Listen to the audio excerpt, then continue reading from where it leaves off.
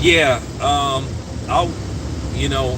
I'm a little bit like shocked, and I woke up like a couple of hours ago to find out the news that they're not gonna more than likely let Bill come into Australia and be with his son for the biggest fight of his son's life and his career. And if Devin wins, he won't be able to share that moment with his father. Now, there's still hope. Something can possibly be worked out. I think Bill can appeal through the government. Uh, may take some time, may take some money, but keep your fingers crossed. Hopefully, Bill will be able to get in there, you know, and be with his son. If not, they're saying Zab Zuda's father is going to be the head trainer for the. And, that's just real disappointing, for them to not allow Bill to come in based off something that happened literally 30 years ago. Bill completely turned his life around, and Bill became the ideal father. He became a role model for his son, and he became an inspiration for people that like bounce back from being in that lifestyle. Now, like I said, I knew about Bill back in, it's not for me to tell his entire story, but I knew about Bill back in the 90s, But at the end of the day, his mistakes that he made a long time ago shouldn't have a reflection on what's going on now. 30 years ago is a long time. That's a very long time, and it just comes across as an excuse to a certain degree. Now, keep in mind, they did this. Australia did that to that tennis player. Now, keep in mind, that tennis player, he was like the favorite to win that tournament, and they had already told the dude that they would let him in. They would accept his religious exemption on not taking the what. And soon as he got there, they put him at a hotel, kept him. He pretty much was under house arrest, and they kept him at the hotel, and he wasn't able to participate in the tournament. After they said he could participate in the tournament, and that they would accept his religious exemption on why he didn't want to take the potion. So, at the end of the day, I wouldn't put it past Australia that they trying to pull something so they can have advantage. Now, I'm not going to go as far to say that they doing it to Bill because he black or anything like that, but they are using this as a advantage for Cambosis, and they can't pull out of the fight because the fight is like a little less than 3 weeks away, and too much time and money is involved. It's just so close, but I hope something works out. I talked to Bill earlier. He said he was going to call me, but I just told him no rush. I just was checking up on him, make sure everything was good with him. But I hope something be worked out to where he can be alongside his son. Because if Devin pulls this off, this will be a great moment for him. And for Australia to basically try to steal this moment from them, it's just terrible. I mean, what else more do you want to have in favor of Cambosis? I mean, it's not enough that they don't have that they have to go back there a second time if Devin Haney wins, which I wasn't for that in the first place. But I'm not a manager; that's not my place. That's just horrible. That's just horrible. I didn't like that deal when I first heard that if they win, they have to go right back there. So now they got to go through this dilemma with Bill not being able to be there, coaching his son and giving his son instructions on how to win this fight. That's just, remember they did this in something else too. Don't you remember they did this to Joshua Clottey's trainer? When he fought Manny Pacquiao, they wouldn't allow his trainer to enter the States. And I don't think his trainer had no kind of record. But they did this to Joshua Clottey going into the Manny Pacquiao fight.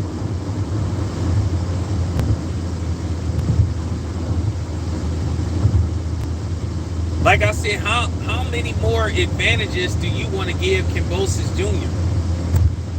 Like I said, he's fighting there. They already had to get used to that time zone, because it's like the next day out there. In some places in Australia, it's like nighttime the next day. It's headed towards man. It's Thursday out there. It's headed towards Friday in some places. Some places in Australia got like an 18-hour time difference. But like I said, for them to do that, that's just messed up. I don't think if you not on probation, you should be prohibited from entering another country. I can see if this is the situation that you got going on with Canahan. That's a different story. But you basically giving a dude a hard time over something that happened 30 years ago. 30 years ago, it just kind of sound like a excuse.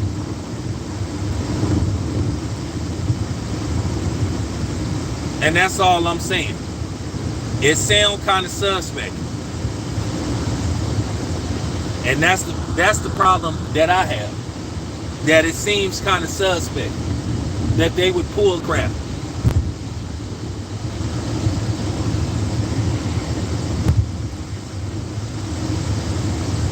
But hopefully something can be worked out. Now let me move on from that. Let me get to another quick subject now. I just now recently found this out.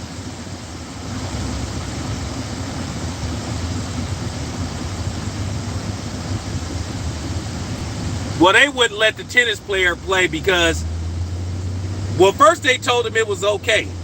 They didn't want to. They told, he filed and he asked for a religious exemption, and they granted him the religious exemption. They said, okay, well, you can come in here, but you can't go nowhere and hang out. You gotta go and practice and play, and then you back to the hotel. Here, then they say, oh, we're not accepting your religious exemption.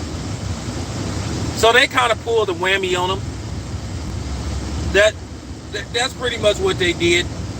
So they waited till he got there. Then they told him, oh, you can't play. We're not accepting your exemption.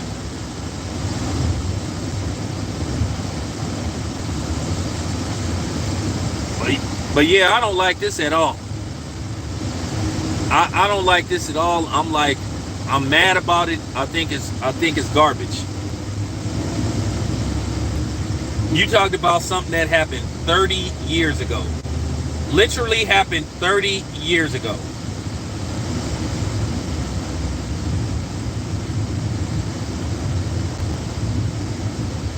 They acted like Bill is coming there to be a permanent resident there. He coming there for a fight and then he leaving. So why would you sit up there, and they know he coming there to help his son get prepped for the fight. So like I say, it kind of sounds suspect. Like they trying to give Kambosos another advantage.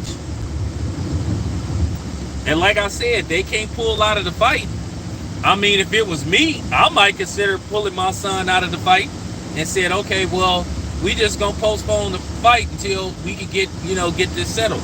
Now, hopefully Bill's lawyer, because I'm pretty sure Bill got a lawyer. Like I said, maybe something can be worked out, because I think you can file an appeal. You got to get one of those,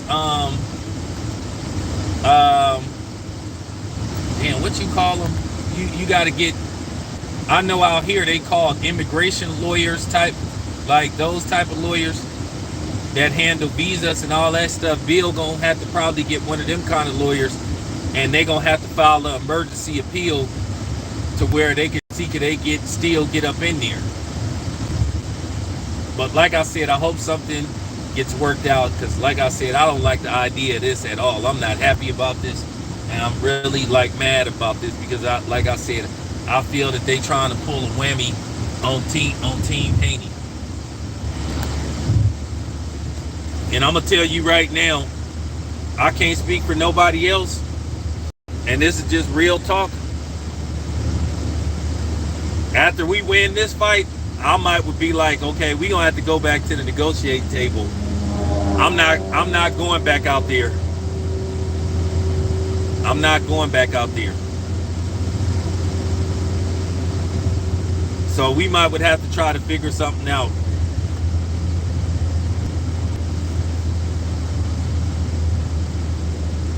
We might would have to figure something out. Be like, we not coming back out there. If we win, we ain't coming back out there.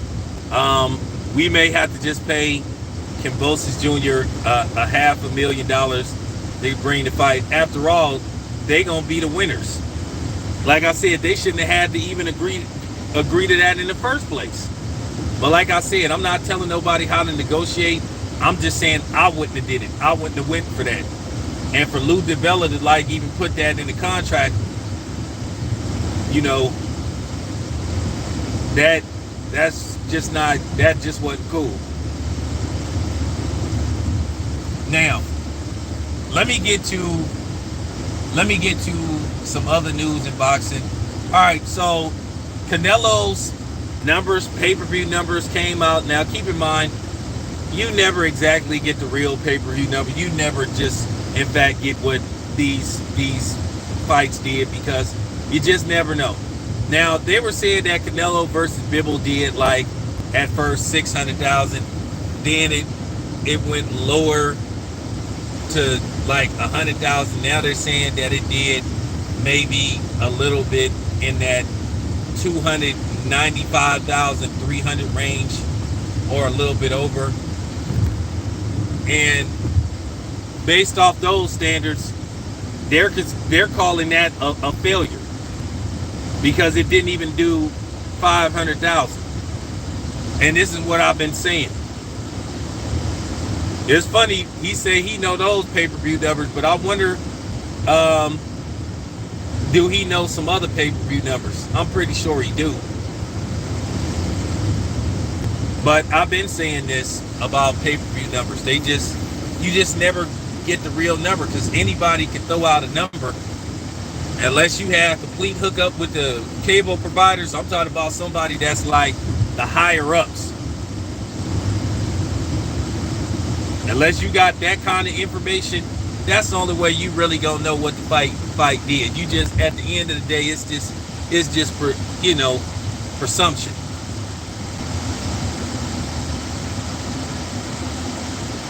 Does that really mean just because they tell you that's what they heard it did and all that? Does that truly mean that's what it did? For real. It's just like those watered down drinks they give you in Las Vegas, when you gambling. I don't know if you know or not, but when you go to Las Vegas, like if you gambling at a casino, they give you all the free drinks you want. But it has the next to no alcohol in it. So that's why they give you so many of them. But they'll sit up there and tell you they put a whole bunch of alcohol in it when they really didn't, where they basically put a teaspoon, like how your mama and them used to give you, like when they'll give you a margarita. You know how your mama and them used to give you some Robitussin when you wasn't feeling good, like give you like a spoon of Robitussin. That's about how much alcohol they put in them drinks in Las Vegas when you be at the casino. Even when you tell them you want lots of alcohol and you say you put enough alcohol, they'll be like, that's pretty much what you get with pay-per-view numbers. They just tell you what you want to hear. So that's just like the honest to God truth. So I don't know what Canelo really did. Me myself, I don't even believe it did 300,000. But that just goes to show you that 300,000 pay-per-views ain't considered good, and that don't make you no star. Which I've been saying that for the longest, and you already know where I'm going with that. because that number seemed to get throughout a lot. You know how people say 250, 250. It did 250. Like dude on All About the Benjamin. 750, 750. If you don't leave me alone, I'm gonna have to go see Dwight. Dwight around. That's always that. You know that's a very familiar number that they throw out. 250. What the last one did? 250. How much? What did it? 250. It's almost like they already had that number ready to go. So like I said, you know where I'm going with this. Like I said, once again, ask me, do I care about people being mad because I say this stuff on my stream? Like I said, I don't give a damn about being ostracized. I don't care about people feeling some kind of way about me. I really don't. Because I'm just real talk. I've always considered myself a loner anyway. So that's how it is. That's just how it is.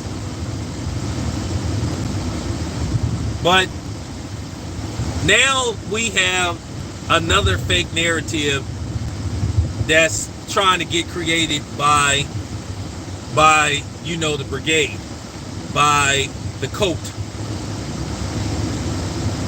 Now just like, you know, I see I'm gonna have to bust their asses again, because they always some of these dudes always try to come up with a new narrative. Now it was funny. Now remember when it was revealed that you know, Terrence Crawford was working with Snack, people tried to insinuate something. Well, Boots Ennis had Snack on his shorts. Is y'all accusing him of something? Like I said, I like doing this to these fake dudes because, like I said, they fake as hell. They faker than a $7 bill. And like I said, every time you come with a fake narrative, I'm gonna keep busting your ass and I'm gonna keep exposing you. So now the new narrative is that because Terrence Crawford, so that's the new narrative now. These dudes always try to create a new narrative now. Like I said, when Terrence Crawford started working with Snack, which I think he might have been with him for a little bit, you had people trying to insinuate, oh, well, he might be on something. But then Devin Haney has been a long time client of Snack. But you see how people flip-flop? All it come down to is fear, them may not liking somebody. So they have to put up false information. And like I said, once again, these is black content creators doing this stuff. So they made all these fake accusations about Terrence Crawford, which I had to debunk. It made these dudes look stupid. And I'm going to continue to make them look stupid. Because when you say stuff that ain't true, I told you this stuff is going to stay balanced. For real. It's going to stay balanced if I have anything to say about it. So now all of a sudden that's the new narrative. Because he don't want to fight in Dallas. Now he I mean, come on, man. I mean, this is beginning to look real desperate and weak out of some of Homeboy's fans, his coat following fans. Why should he have to fight Dallas? Terrence Crawford don't have to fight in Dallas. And for them to try to use that as an excuse, if they use that as an excuse not to make the fight, that'll tell you all. That'll be the explanation point right there. That'll once and for all prove to everybody who really not trying to make this fight. Because if they using that as if they using that as if they using that as a sticking point, but then you gonna get some idiots, and I hate to use that word, that'll say, oh yeah, he should do it. Oh, it'll make so much money. Like, based off what? If you gonna put it in if that's the case, if you gonna try to play the tax game, saying put it in Texas, then you could do the same thing for Georgia. Or you could do the same thing and put it in Florida. If you gonna try to, like I said, I like doing this to people. I like doing this to people because I like blowing these dudes out the water.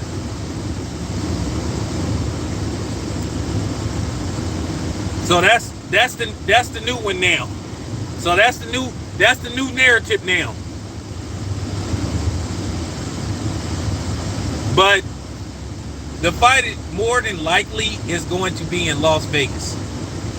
But like people kill me with this stuff. Like Terrence Crawford, like he have to concede to everything. But if you try to use Dallas as the holding point, or trying to use that as the sticking point on why this fight can't be made, man, stop it. That'll be the biggest cap in the history of boxing. You know, Terrence Crawford does not have to go fight Dallas. Absolutely not.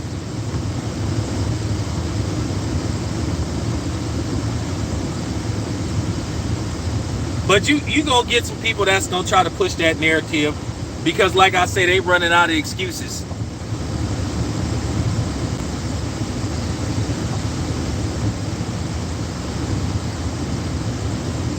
And it's just excuse after excuse after excuse after excuse. Like, well, Raider Stadium is an option. It is an option. But they have to maximize how much they can get at gate. Then they have to maximize how much they want to pay the fighters. But Las Vegas is more than likely the viable option, and it may be at the MGM Grand. It's a lot of options. It could be at, I hope it's not at the T-Mobile Arena. I'd rather it be at the MGM Grand, the T-Mobile Arena, or Allegiant Stadium. Mark Davis comes to a lot of fights. I mean, he's always at fights. So Mark Davis is a fight fan. And Mark Davis said on several occasions that Allegiant, so that might be why he's been coming to these fights, because that might be the fight that he wants. So like I said, all this stuff about, I'm just gonna be honest with y'all. Stop listening to these dudes that be putting out that kind of crap. Now, I already know that the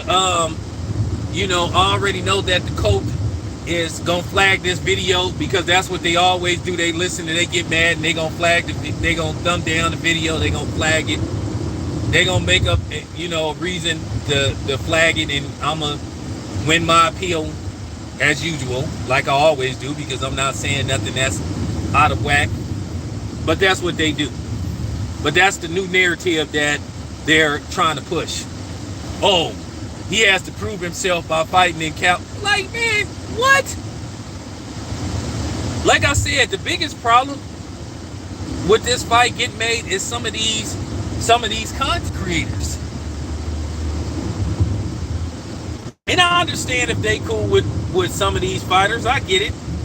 Because I have to tell you, some of these fighters, especially on the PBC side, unfortunately, they don't like me and they don't like what I say.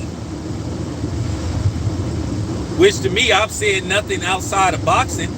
I've just called it how I see it. But the funny thing is, once again, I'm trying to figure out why do I get ostracized? Now, I saw Jamel Charlo go off on Mike Coppinger. I just asked this question: is you gonna try to get Mike Coppinger banned from covering your fights? Are you gonna get him ostracized? You gonna get him blackballed? More than likely not. And Steve Kim, he's still bringing his ass to fights after what he said, when he said anytime a PBC fighter loses, it's a good day of boxing. So, he still get, and then he said all that racist stuff about, black people with that coon Jason Whitlock. Then was making fun of Carissa Shields. So, I mean, but it's funny, they don't get banned, but then if somebody like me or a couple of other people say something, one thing they don't like, then all of a sudden they trying to ban them. Or they get black. But it's okay. I'm still gonna say what I want to say. But then you don't have nobody, like I said, you don't have nobody taking up for me, calling them out on not just doing that to me, but doing this to other dudes. It don't even have to be about me. It's about me seeing them doing this to other people. So, I mean, like I told you, inconsistent blackness on a regular basis. So there you have it. There you have it. But yeah, that's the new narrative, and I'm already debunking that. That don't make no sense for dude to have to go fight there. He doesn't have to, because you.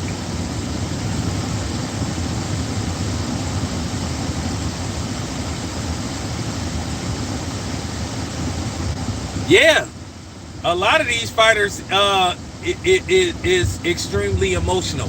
No, but they only have venom towards, like I said, a lot of these fighters, they only have venom towards a lot of these, and I'm just gonna say it. And I know they're gonna get mad but they already get mad at me anyway. A lot of these fighters have venom towards other black fighters. Because keep in mind, if we not kissing their ass or sucking up to them, then we not doing our job. They only can accept criticism from people that don't look like them. But us, we supposed to kiss their ass and bow down to them and act like it's a privilege to be in the same room with them. Like they blessing us with their presence. Here's the pinky ring. Like we ain't supposed to have nothing, like, and it don't even be negative, it just be a critique. Soon as somebody else say something, then it's all good. Oh, well, you just, do what you do at your job. But when it's me, hey man, you said this about me, you said that about me. Like, you shouldn't even, at the end of the day, I'm just doing what I'm supposed to do. I'm just giving an opinion.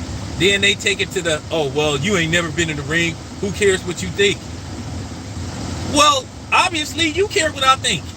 Because you calling people saying, hey, don't let him into my fights. So obviously you care what I think. Because if you didn't care what I think, you wouldn't be telling them, hey man, don't let this dude in. Oh, don't let this outlet in. Don't let this person in. Don't let her in. Don't let him in. Oh, because they said this about me. Like I said, black men ain't never supposed to say nothing. We always just supposed to just say what everybody want to hear. We ain't supposed to have a difference of opinion. We ain't supposed to challenge nothing. We ain't supposed to, like, for real. We supposed to always follow a script.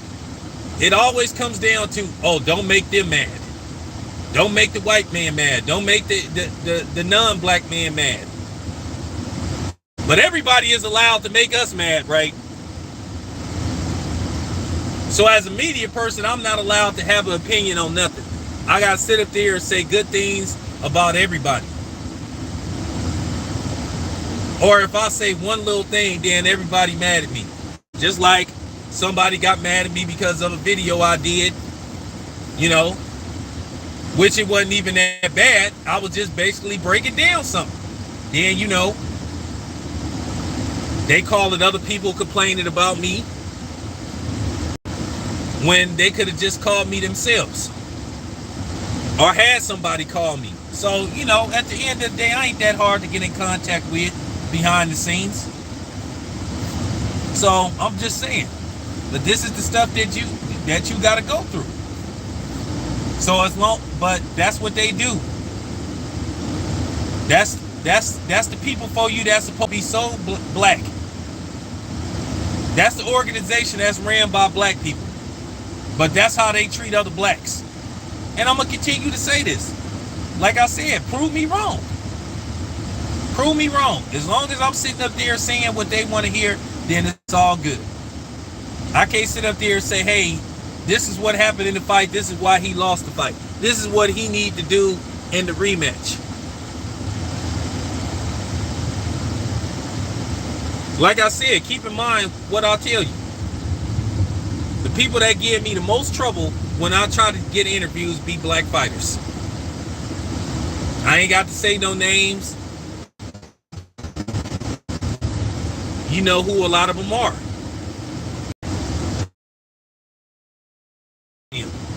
They'll have the audacity to say that they don't get the support that the non-black fighters or the Hispanic fighters get. Oh, they don't support me. Black media don't support me. No, nobody. There's a lot of racism in boxing. These will be the same exact dudes that'll sit up there and say that stuff. But then you telling people not to credential me, or people that I know not to credential them. But they black like you, but you had the audacity. Like I said, man, I'm gonna continue to call this hypocrisy out. If people want to be cowards, and not say anything about it, then the hell with them too. But I'm gonna keep speaking my truth.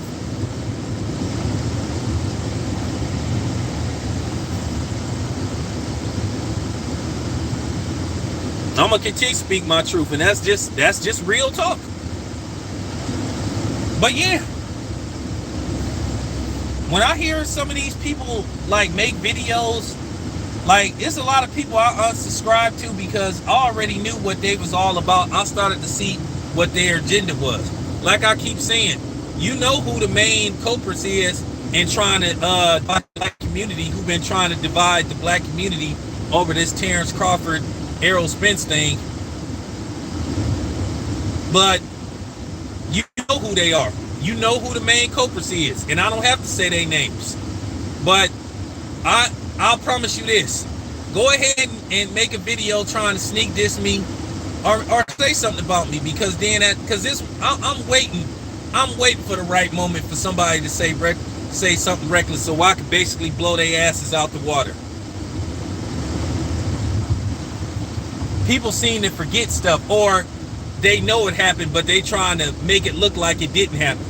But all I can say is it's a video trail.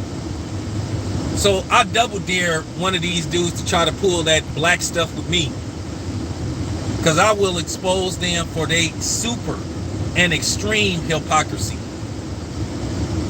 But yeah, like I said, I'm doing this by myself. So be it. But I'm going to continue to call this BS out. And I'm going to continue to say what I want to say. If people can't deal with what I have to say, then that's not my problem. I can't sit up here like losing sleep because somebody upset because they didn't like something that I'm saying. And like I said before, I'm going to say this again. I don't have no problem with Errol Spence. I got a problem with some of his fanboys. And some of the content creators, how they be sitting up there lying, because most of them be lying, and they just be making up stuff. And they create new narrative after new narrative. Like I said before, some of them try to act like they want this fight to happen, but a lot of them really don't. Because they really see Bud as a true threat to Errol Spence. That's why they going along with the BS, throwing up all these obstacles, saying, oh, well, he should have to fight Dallas. No, he don't. I mean, is Terrence Crawford allowed to have any kind of demands in this fight? I mean, people keep talking about, oh, well, Errol Spence got 3 belts. Well, Terrence Crawford at one time had 4 belts. Terrence Crawford already been undisputed. And like I said before, you see what these dudes did. You see what a lot of these dudes did. They kept pushing the goalpost back. Said he was scared. They said he was scared of Kell Brook, and he iced Kell Brook in 4 rounds. They tried to say that he was scared of Sean Porter and all this stuff. Then when he stopped Sean Porter, they say the fight was fixed. So that should tell you all you need to know about these dudes on here. That should tell you all you need to know. They always creating a new narrative.